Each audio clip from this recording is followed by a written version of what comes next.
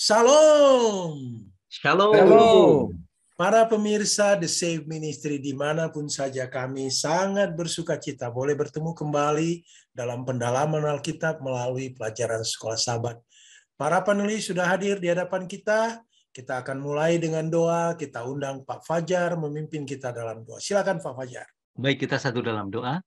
Bapa kami yang di surga, pada saat ini kami akan menyampaikan satu pelajaran yang sangat begitu indah. Kiranya Roh Kudus-Mu dan terang dari surga mendiami hati serta pikiran kami, sehingga kami dapat boleh menyampaikan satu pesan yang tersembunyi, yang bermanfaat untuk kekuatan iman kami semuanya. Kami serahkan semuanya ini ke dalam tangan Yesus Kristus, penebus dan juru selamat kami. Amin. Amin. Baik para pemirsa The Save Ministry dimanapun berada, ada topik yang cukup luar biasa kali ini, yaitu melihat wajah tukang emas. Apa ini mengenai melihat wajah tukang emas? Mungkin Pak Tobing bisa uraikan kepada kita kira-kira apa pembahasan kita kali ini. Silakan Pak Tobing.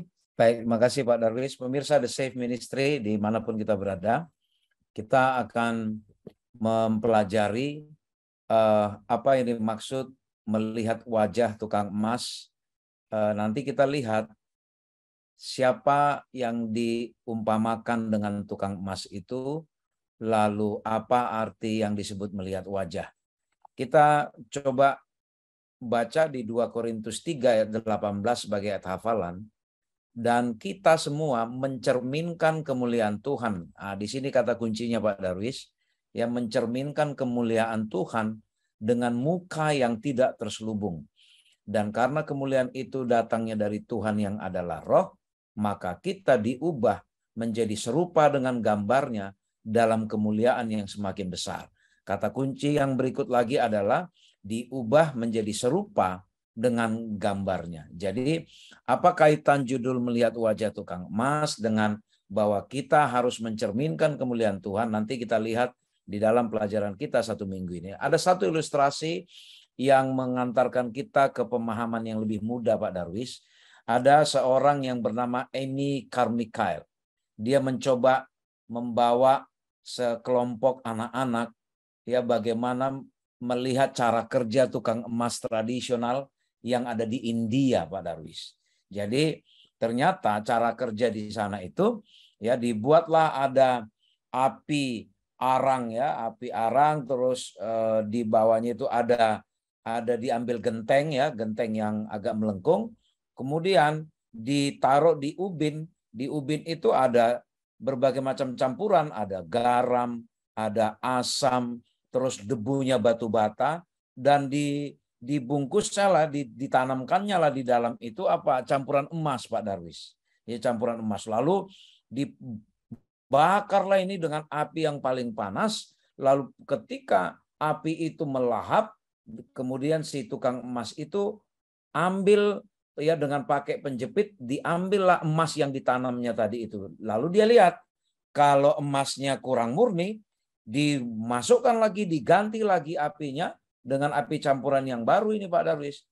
Lalu pas diganti, panasnya meningkat, ya kan? Panas meningkat, lalu diambil lagi. Kalau masih juga kurang murni, ya Mas diproses lagi dengan api yang baru. Lalu anak-anak ini tanya ke si tukang emas ini, gimana caranya kamu tahu atau kapan kamu tahu kalau emas itu sudah murni? Oh gampang dibilang. Pas kalau saya ambil emas itu, kalau saya bisa melihat wajah saya di emas itu, artinya saya bisa berkaca di emas itu, berarti itu emas sudah murni. Nah, jadi itu kira-kira ilustrasi. Pak Darwis menggambarkan kita, ya pentingnya kita memantulkan sampai orang lain melihat wajah Allah ya melalui kita. Tentu dalam arti wajah Allah melalui wajah kita bukan seperti itu, tetapi sampai kita memantulkan siapa Allah itu. Nah, tentu kalau disebut memantulkan siapa Allah itu karena Allah dikatakan dalam bentuk roh, maka orang akan melihat roh Allah terpancar melalui kehidupan kita. Itulah Pak Darwis. Nah, yang akan kita pelajari dalam satu minggu ini, bagaimana kita nanti ya yang disebut dengan kita harus menurut gambarnya. Lalu bagaimana iman kita nanti diuji di tengah api pemurnian. Lalu nanti kita dihantarkan dengan beberapa ilustrasi melalui ilustrasi ketika Yesus di muka bumi ini, dia pernah memberikan ilustrasi bagaimana orang yang bijak dan orang yang bodoh. Dan ujung-ujungnya nanti Pak Darwis bahwa pelajaran kita ini akan membicarakan karakter kita harus mencerminkan karakter Yesus. Para panelis nanti akan menyampaikan secara detail satu persatu kepada kita para pemirsa The Safe Ministry. Baik Pak Tobing, saya beralih ke Pak Adri Kaunang ini. Pak Adri, menurut gambarnya, mohon diuraikan Pak Adri. Baiklah, shalom para sahabat-sahabat pemirsa dimanapun saudara berada. Pelajaran yang kita bahas ini adalah memang di luar kemampuan kita. Itulah sebabnya salah satu ayat yang luar biasa dalam buku Matius 5 ayat 16 dikatakan, demikianlah hendaknya terangmu bercahaya di depan orang supaya mereka melihat perbuatanmu yang baik dan memuliakan Bapamu yang di sorga. Saya tertarik tadi malam untuk menonton salah satu pakar sekolah sahabat.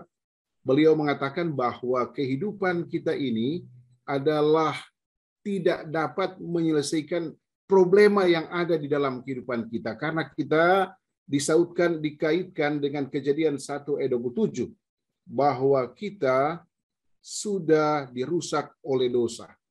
Salah satu solusinya adalah menurut hamba Tuhan ini adalah memang belajar firman Allah. Contohnya, dalam buku Mazmur 121 ayat 2, dari mana datang pertolongan itu? Datang dari Allah.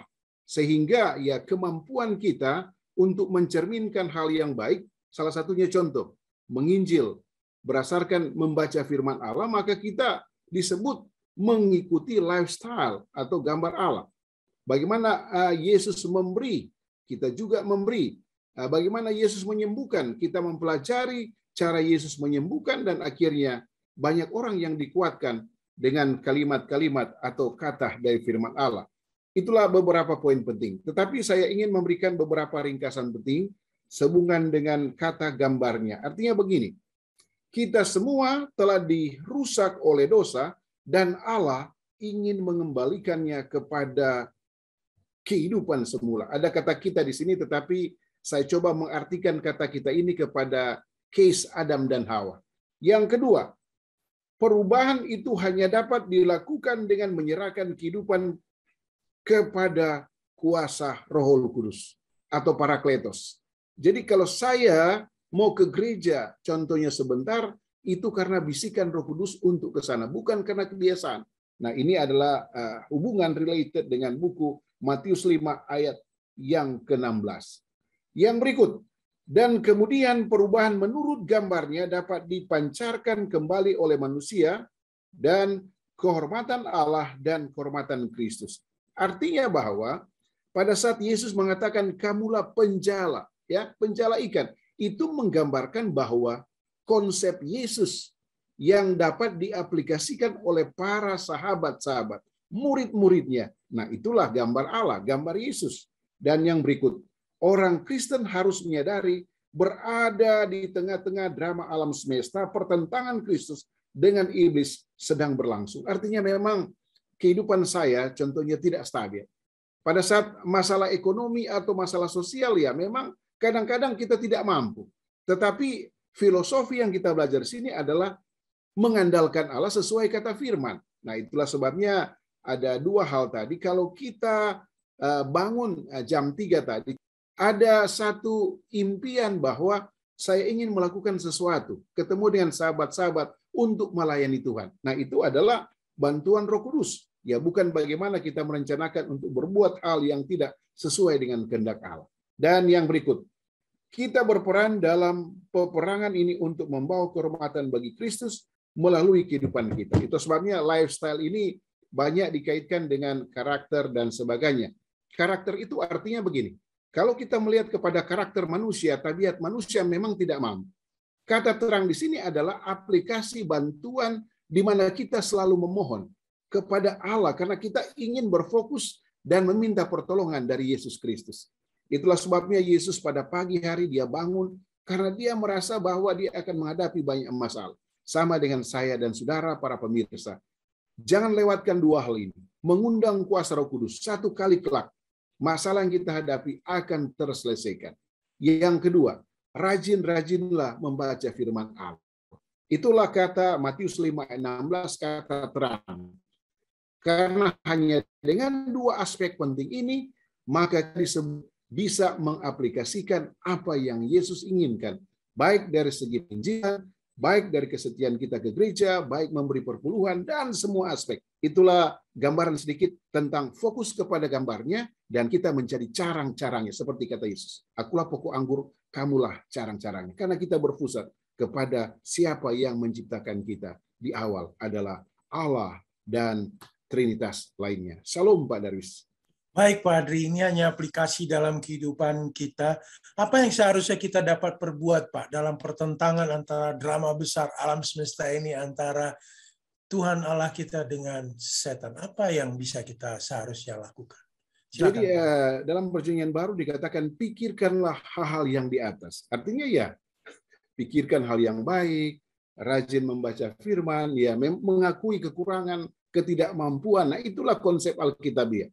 Kalau kita mau lari ke hal-hal yang tidak baik, ya istilahnya fraud, ya dalam bahasa Indonesia saat ini yang terkenal fraud itu oke, saat ini oke, tapi di kemudian hari kita bermasalah. Lebih baik kita terbuka kepada Tuhan bahwa kita memiliki masalah, dan kata Yesus dalam buku Matius 7:7, minta. Saya percaya inilah gambaran-gambaran umat Tuhan yang mengikuti, ya istilahnya saya pernah naik kereta dari Tanjung Priuk ke Surabaya, mengikuti saja rel kereta api itu kemana dia mau bawa. Nah, kita punya patron adalah Yesus Kristus. Walaupun karakter kita kadang-kadang jatuh, tetapi balik lagi.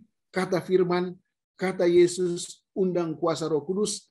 Pengalaman saya kurang lebih ya 30 tahun di ibu kota masih seperti ini. Karena banyak masalah, tetapi selalu mengandalkan kuasa Allah. Itulah sebabnya Pak Darwis saya katakan tadi, dua aspek penting adalah rajin membaca firman Allah. Salah satunya Yeremia 17:7. Ini fungsional untuk mengikuti gambarnya, ya. Diberkatilah orang yang mengandalkan Tuhan dan menaruh harapan pada Tuhan. Saya pikir ada recovery. Artinya ada masalah, tapi satu kali kelak promise kita akan terrealisasikan dengan Allah, kuasa Allah, ya. Saya pikir ini adalah satu strategi Allah yang luar biasa buat kita untuk awareness, menyadari betapa luar biasanya bila mana kita mengandalkan kuasa Allah melalui Parakletos tadi. Shalom Pak Darwis. Baik Pak Adri, saya mau beralih ke Pak Fajar. Ini Pak Fajar, Ya, ada Pak judul Darwis. nih.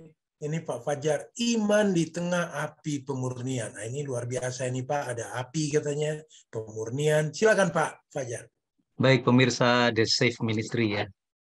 Kadang-kadang percobaan ujian yang melanda dalam kehidupan kita itu kita rasakan bahwa itu merupakan satu misteri. Bahkan mungkin kita bertanya-tanya mengapa itu terjadi dalam kehidupan kita ya. Seperti halnya Ayub.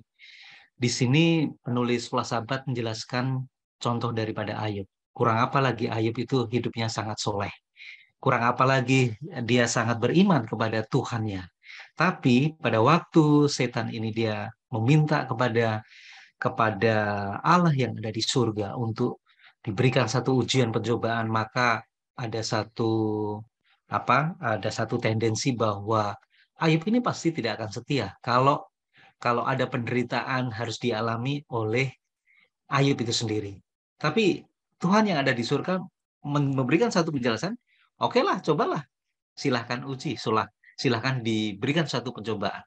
Sekarang kemudian Ayub harus mengalami berbagai-bagai pencobaan, ujian dari rumahnya yang hancur, kemudian anak-anaknya yang meninggal, bahkan yang paling mengerikan adalah dia harus mengalami sakit kusta, sampai penderitaan gitu ya. Tapi Ayub ini sangat bertahan di dalam pencobaan ini, karena dia tahu bahwa pencobaan itu bukannya datang daripada Tuhan ya, dia tetap percaya, dia tetap fokus, dia tetap bergantung sepenuhnya kepada Tuhan, bahkan dia tidak pernah menyalahkan Tuhan.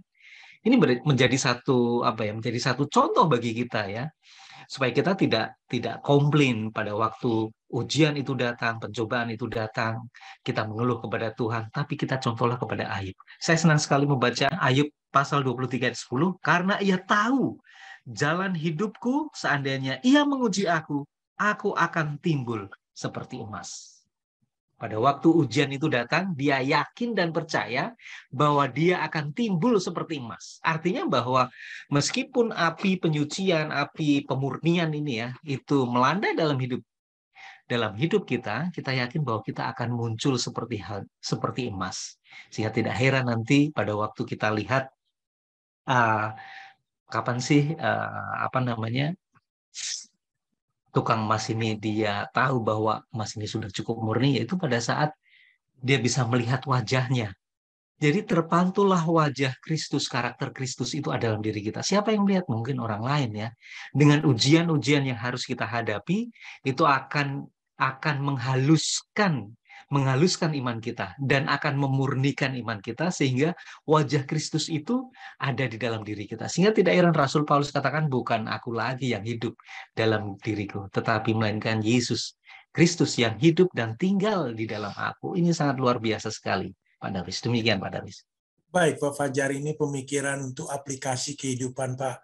Kita tidak bisa hindari begitu banyak penderitaan dan kesusahan yang kita hadapi ya, hidup di dunia ini. Tapi kita ingin bertahan dalam iman percaya kita. Apa, Pak, yang bisa kita buat supaya kita tetap kuat dalam iman percaya kita? Silakan, Pak Fajar. Ya, puji Tuhan, Pak Darwis dan pemirsa The Safe Ministry.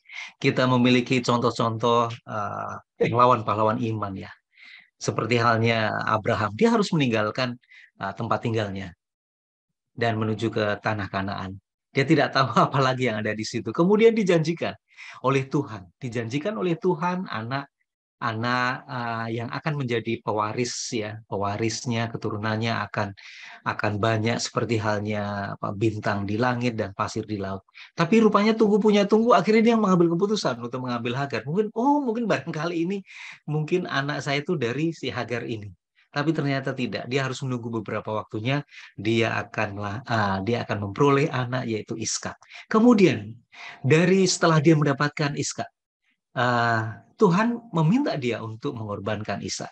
Ini sesuatu hal yang tidak mungkin, aneh ini kan. Tapi ini merupakan satu ujian dan dia harus lewati itu. Abrahamnya harus lewati itu semuanya. Dan memang betul pada waktu ujian itu datang, dia dapat melewati itu semuanya dan dia tahu bahwa ini merupakan ujian yang datangnya daripada Tuhan dan tujuannya untuk memurnikan iman dan membentuk karakter dia menjadi seperti Tuhan. Seperti halnya juga dengan Musa. Musa bagaimana? Dia hidup di istana Firaun, tapi pada waktu dia harus meninggalkan semua keluarganya, dia harus pergi ke Midian menjadi seorang gembala 40 tahun lamanya. Tapi rupanya selama 40 tahun pengembalaan, dia memang ditempa oleh Tuhan. Inilah contoh-contoh bagaimana pahlawan iman ini membuktikan bahwa meskipun penderitaan maupun pencobaan itu datang dalam diri kita. Barangkali mungkin dalam kehidupan rumah tangga kita mungkin kesulitan dalam keuangan finansial, atau mungkin kita memiliki hubungan yang tidak harmonis dalam keluarga. Kita tahu bahwa Tuhan masih mampu mengendalikan. Jadi apa yang mesti harus kita buat, Pak Darwis? Ya tetaplah bergantung sepenuhnya kepada Tuhan. Kita tahu bahwa ini semuanya itu adalah ujian daripada Tuhan yang untuk tujuannya memurnikan iman kita, untuk membentuk karakter kita menjadi seperti Yesus. Demikian, Pak Darwis. Baik, Pak Fajar. Saya mau beralih kembali ke Pak Tobing ini. Pak Tobing, ini ada kata-kata terakhir Yesus. Apa ini kata-kata terakhirnya dari Yesus Kristus? Silakan, Pak Tobing. Terima kasih, Pak Darwis. Pemirsa The Safe Ministry, menjelang akhir pelayanan Yesus ketika dia sudah berada di Yerusalem, ya, dia sempat memberikan beberapa pelajaran kepada murid-muridnya. Salah satu adalah Yesus mengingatkan kepada murid-muridnya bahwa nanti ketika kedatangan anak manusia itu ya diibaratkan kayak ada dua manusia. Ada seperti 5 orang gadis yang bijaksana dengan 5 orang gadis yang ya. Nah, mereka menunggu mempelai, ditunggu-tunggu nggak datang-datang. Akhirnya 5 diantaranya ketiduran. Ya, 5 diantaranya ketiduran, lalu pendek cerita ketika mempelai itu datang, 5 yang tadi itu yang selalu bersedia dan minyaknya selalu diperhatikan tidak habis, mereka siap menyongsong. Tapi 5 yang bodoh tadi itu tidak siap, baru heboh terpontang-panting mencari minyak, terlambatlah mereka. Nah, pelajaran yang kedua lagi dikatakan Yesus juga mengajarkan pada waktu Anak Manusia datang itu seolah-olah seperti seorang gembala yang memisahkan kambing dengan dombanya, ya, memisahkan kambing dari domba. Apa yang mencolok dari kambing dan domba, Pak Darwis? Kambing dan domba mempunyai karakter yang sangat berbeda, ya, sangat berbeda. Jadi dua ilustrasi ini menggambarkan bahwa nanti, ya, kita itu dihakimi oleh Allah berdasarkan karakter kita, ya, berdasarkan karakter kita. Tapi yang menarik mengenai perumpamaan kambing dan domba itu, Pak Darwis, adalah begini. Karakter yang seperti apa, ya? Karakter yang seperti apa? Kalau kita baca secara detail di Matius 25 ayat 31 ayat 4 sampai 46 ini, Yesus bilang begini. Pada waktu aku telanjang, kamu tidak beri aku pakaian. Pada waktu aku lapar, kamu tidak kasih makan. Haus, kamu tidak kasih minum. Apa artinya? Bahwa Yesus sedang mengajarkan kepada murid-muridnya pada saat itu dan kepada kita pada saat ini. Agama yang benar adalah agama yang manusiawi. Agama yang menempatkan kemanusiaan itu menjadi perwujudan dari karakter kita. Artinya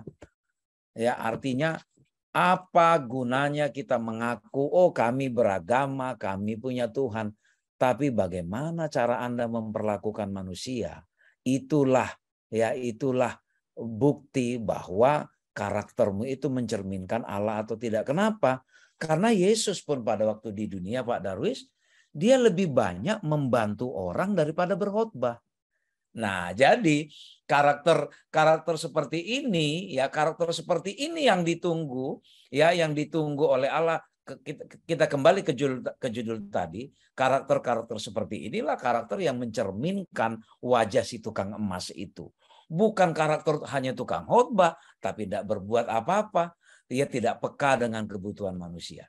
Inilah Pak Darwis pelajaran yang sedang disampaikan kepada kita, pelajaran mengenai pentingnya kita melakukan perbuatan kepada sesama kita. Karena itulah karakter yang menggambarkan karakter Yesus. Demikian Pak Darwis.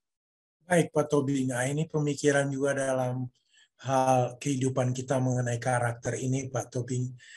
Ya, semua orang bisa lihat Pak karakter kita, ya. Siapapun kita, orang akan lihat dengan transparan apa yang kita buat Pak, agar karakter kita itu betul-betul benar seperti kasih Kristus yang luar biasa itu, sehingga orang lain bisa lihat dari diri kita. Silakan Pak Tobing.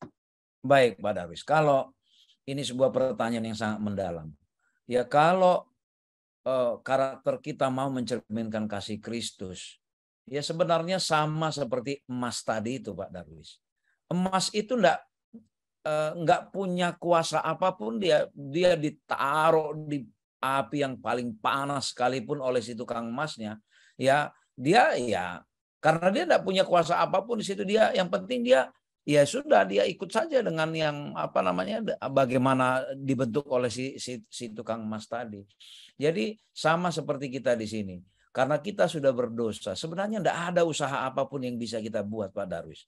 Kecuali kita hanya mau, ya pasrah saja, seperti Mas, pasrah saja. Pasrah saja kita mengikuti cara Allah membentuk karakter kita. Tadi sudah diterangkan, melalui kesulitan-kesulitan hidup, melalui ujian iman, itulah cara kita, ya, agar karakter kita mencerminkan kasih Kristus. Maka artinya apa? Mari kita jangan ada merasa sombong bahwa apapun apapun prestasi hidup kita, terutama dalam karakter kita, itu bukan karena perbuatan kita, tetapi karena kita menyerah, dibentuk oleh Allah menjadi seperti Allah, sama seperti tukang emas sesukanya membentuk emas itu. Ya demikian, ya kita harus mau dibentuk Allah sesuka hatinya Allah. Karena Allah yang tidak terbatas. Demikian Pak Darwis. Baik Pak Tobing, saya mau beralih ke Pak Adri Kaunang. Pak Adri yang bijaksana. Silakan Pak Adri diuraikan. Shalom para sahabat-sahabat atau pemirsa dimanapun saudara berada. Saya tertarik dengan kata tata kelola ya. Tata kelola kurang lebih ada 5 poin, tapi saya ingin coba membuat cara berpikir setiap manusia yang ada di satu institusi ini adalah poin yang ketiga, responsibility atau tanggung jawab. Nah, artinya begini, konsep tanggung jawab ini bukan saja siklusnya naik terus, tetapi ada kemungkinan ya tetap dan turun. Nah, itulah cara dan kehidupan manusia. Namun, saya tidak berbicara tentang tata kelola responsibility, tetapi di dalam firman Allah, dalam buku Amsal pasal 1 ayat 7, inilah poin utama. Ya, sehubungan dengan kata bijaksana. Dikatakan sebagai berikut. Takut akan Tuhan adalah permulaan pengetahuan. Itulah sebabnya kata pengetahuan ini kita pisahkan. Pengetahuan yang membawa kita kepada kehidupan kekal, nah inilah yang perlu kita bahas di dalam pelajaran hari Rabu ini.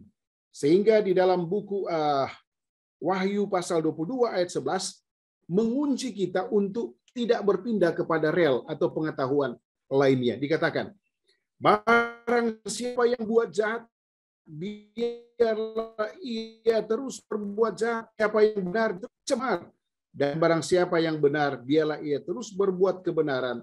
Barang siapa yang kudus, biarlah ia terus menguduskan dirinya. Jadi saya coba menguatkan ataupun didukung oleh beberapa kata. Dikatakan sebagai berikut. Karakter menjadi hal yang penting dalam kehidupan pada akhir zaman. Artinya begini, kalau kita mau jadi benar, kita mau jadi kudus, bukan kita tidak pernah jahat. Tetapi kita berusaha, komitmen kita kepada Allah untuk mau melayani. Oke, yang kedua, nubuatan Daniel menggambarkan adanya masa kesukaran yang sulit. Kata kesukaran ini artinya cara pandang kita. Kalau kita berbalik kepada cara Allah, maka saya percaya saat ini belum oke. Tapi kalau kita terus asa, ya, berfokus kepada firman Allah seperti dalam buku Amsal tadi, maka kita akan melewati hal tersebut. Dan orang benar itu bijaksana dan memahami apa yang sedang terjadi.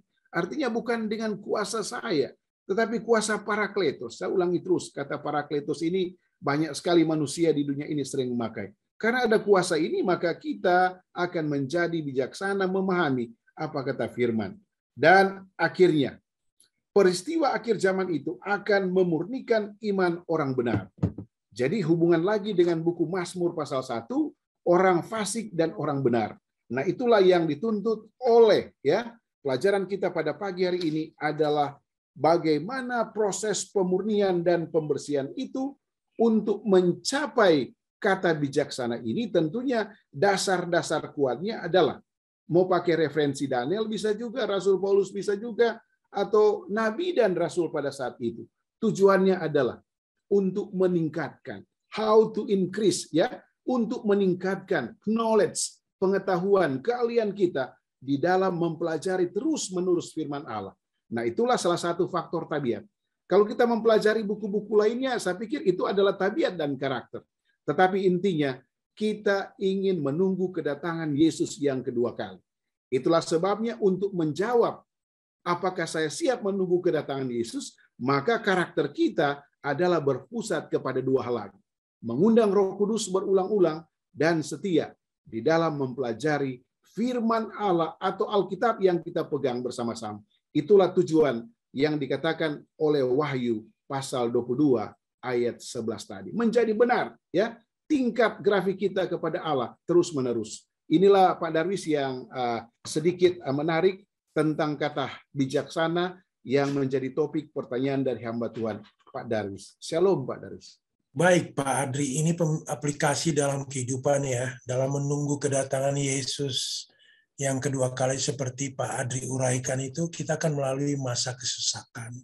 Apa Pak menjadi persiapan kita supaya kita kuat untuk menghadapi saat kesesakan itu, jika itu tiba nantinya? Silakan Pak Adri. Ya, balik lagi kepada buku Wahyu.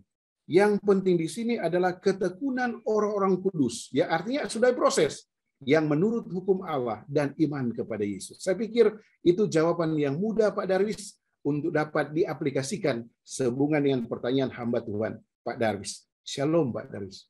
Halo Pak Adri. Saya mau kembali ke Pak Fajar ini. Pak Fajar, ini mengenai karakter dan komunitas. Ini apa hubungannya kedua ini, karakter dan komunitas? Silakan Pak Fajar. Ya, terima kasih Pak Darwis dan pemirsa The Safe Ministry. Kalau kita lihat tulisan-tulisan Paulus ini sangat bagus sekali ya. Ini merupakan salah satu karya sastra yang luar biasa.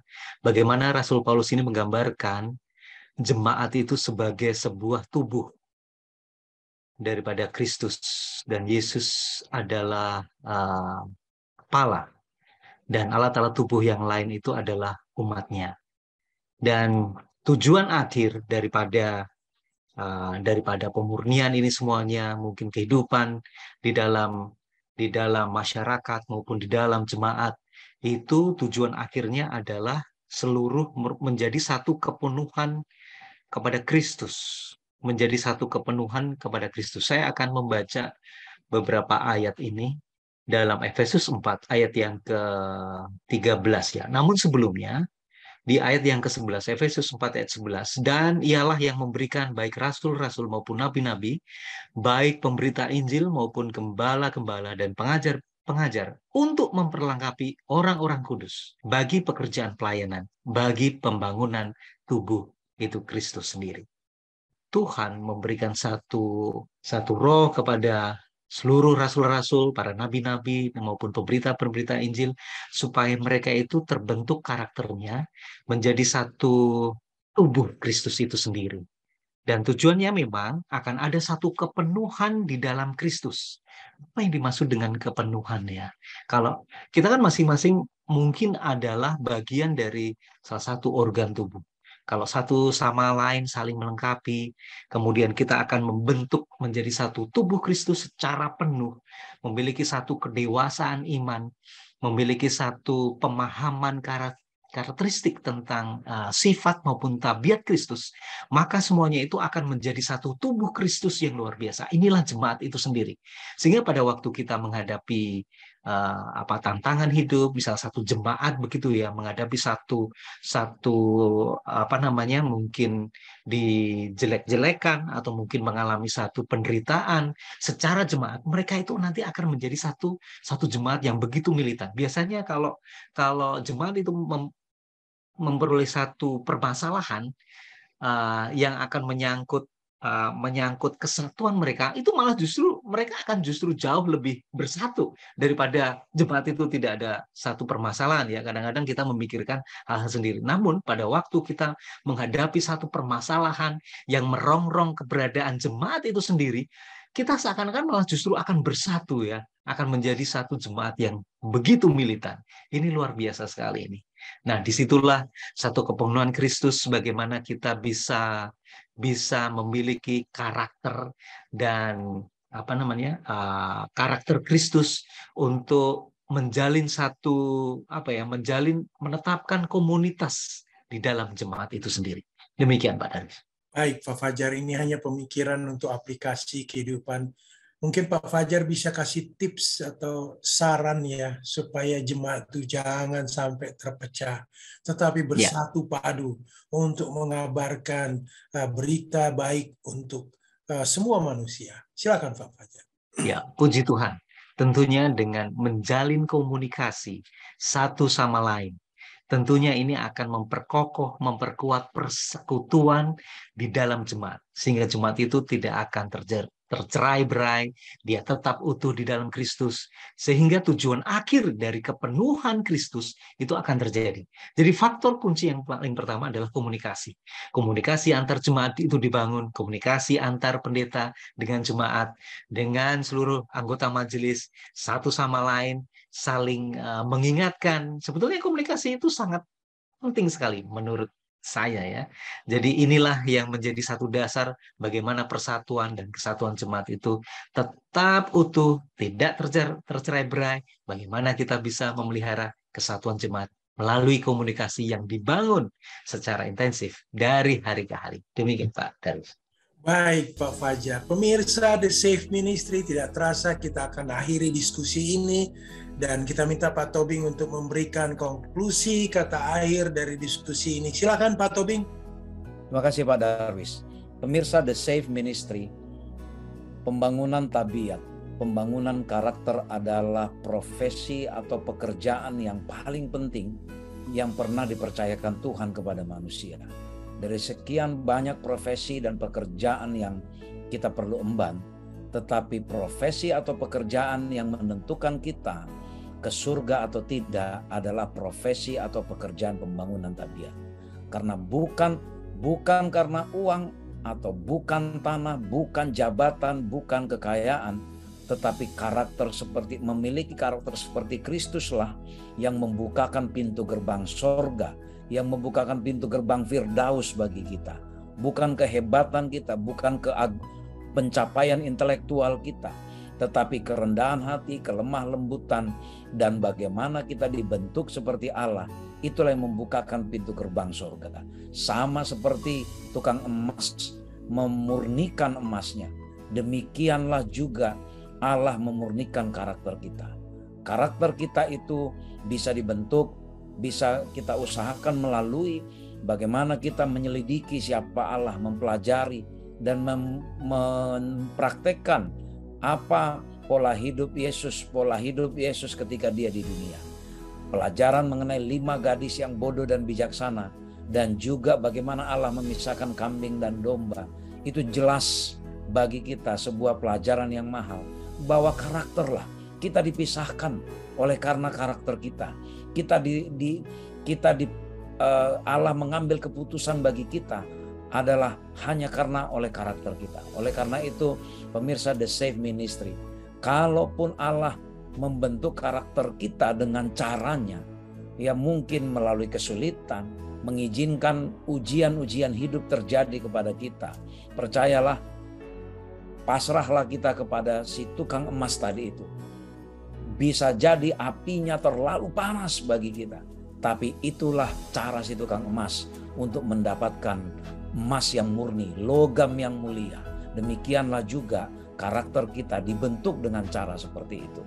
Mari kita datang kepada Allah, ikuti kehendaknya, jangan kehendak kita. Biarlah kita mencoba menyelidiki dan berpasrah kepada Tuhan atas kehidupan ini, dan itulah mungkin cara yang Tuhan sedang bentuk kepada kita untuk memurnikan kita agar wajah kita bisa memantulkan wajah si tukang emas, yaitu Allah sendiri. Demikianlah pemirsa The Safe Ministry yang menjadi kesimpulan bagi kita. Amin.